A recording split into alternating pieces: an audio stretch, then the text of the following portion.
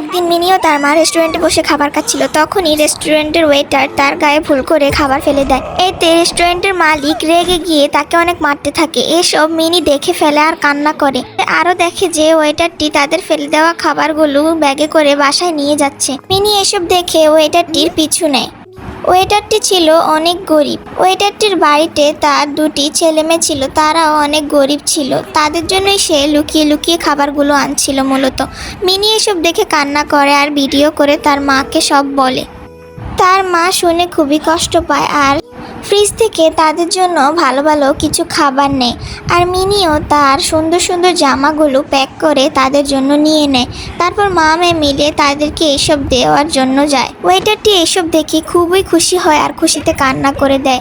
বাচ্চাগুলোও এসব দেখে খুব খুশি হয়। মিনির মা ভেবে নেয় যে গরিব ওয়েটারটিকে এবং তার ছেলে মেয়েকে তাদের সাথেই তাদের বিশাল বাড়িতে থাকতে দিবে।